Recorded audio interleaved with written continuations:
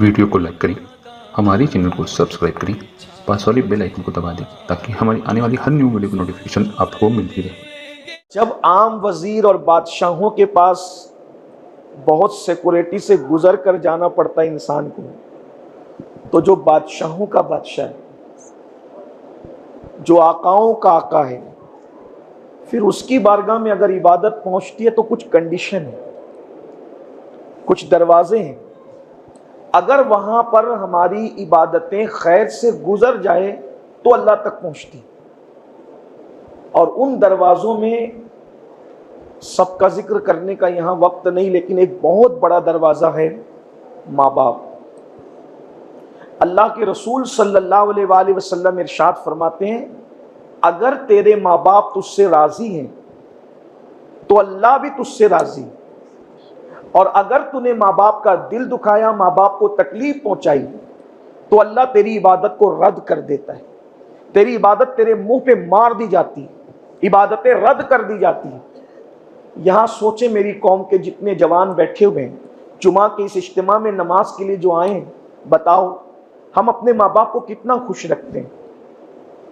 अगर हमने ये सोचा कि 3 टाइम का खाना खिला देना, ईद पे कपड़े बना देना, शेवरात पे कपड़े बना देना, यही माँ बाप की खिदमत है, तो कुत्ता पालने वाला भी ये काम करता है। कुत्ते को तो वो रोटी देता ही है पेट भरकर, चिड़िया पालने वाला भी चिड़ियों को दाना डालता है पेट भरकर, मुर्गी पालने वाला भी मुर्गी को दाना डालता है पेट भरकर। तो अगर हमने सिर्फ उनको खाना खिलाया और कपड़े दिए, तो फिर हमने माँ बाप होने का क्या हक अदा किया। हमारे घरों के हालात ये हैं कि माँ बाप मशवरा देते हुए डरते हैं बेटों को, अभी झिड़क देगा, सुनेगा नहीं। ये तकरीबन 99% घरों का हाल है। अगर माँ बाप ने कुछ कह दिया, पलटकर पटक से जवाब देते हैं, वो भी बड़ा तल्ख जवाब, आंखें बड़ी करके उनको देखते हैं, चिल्लाकर उनसे बात करते हैं। इबादत कबूल नहीं होगी, तुम्हारे मुंह पे मारी जाएगी बातें। माँ बाप का हक क्या है, इस पर जरा गौर कीजिए। इस्लामी तर्ज क्या है, तरीका क्या है। मुफ्ती साहब फरमा रहे थे ना कि दीन सीखो, तो दीन में माँ बाप का हक है। और क्या तरीका है, इमाम अहले सुन्नत रज़ी अल्लाह तबारक व तआला ने इरशाद फरमाते हैं कि जब अपने माँ बाप से गुफ्तगू करना, इस्लामी तरीका क्या है माँ बाप से बात करने का, मैं समझता हूँ कोई नहीं करता है, कोई नहीं कर रहा, इस पर अमल कोई नहीं कर रहा है। ना दीनदार लोग कर रहे हैं, ना दुनियादार लोग कर रहे हैं। मतलब तुम्हारी इबादतों का कोई ठिकाना ही नहीं।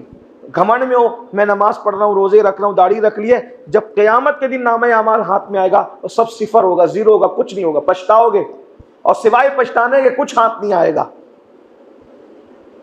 इमाम अहले सुन्नत लिख रहे हैं, जब माँ बाप से गुफ्तगू करना, तो आदाब ये है गुफ्तगू करने के पहले उनसे इजाजत लो, मैं तुमसे बात कर सकता हूँ, ये आदाब है। शर्माना नहीं, दीन पर अमल करने में शर्माओगे तो फिर शर्माना तो गुनाहों में होना चाहिए, शर्म तो गुनाह में होनी चाहिए। इमाम लिख रहे हैं, माँ बाप से गुफ्तगू करने से पहले उनसे इजाजत लो, और अगर वो इजाजत दे तो फिर ऐसे गुफ्तगू करो जैसे एक गुलाम अपने आका से गुफ्तगू करता है। कौन कर रहा है, नहीं कर रहा है। मैं दुनियादार लोगों को भी देख रहा हूं, दीनदार लोगों को भी। रोटी कपड़ा मकान माँ बाप को दे देना और दवा के लिए पैसे दे देना, ये तो लोग नौकरों के साथ भी करते हैं। और बड़ी माजरत के साथ एक बात कहूं, सच्ची सच्ची, ये जो माँ बाप की खिदमत होती है इसलिए नहीं होती कि अल्लाह राजी हो जाए, इसलिए यार चलो दवा के लिए पैसे दे दो, खाना दे दो, कपड़ा दे दो, वरना लोग नाम रखेंगे। याद रखना, डीप में जाकर देखिए, ये नहीं है कि ये मेरे माँ बाप है इसलिए।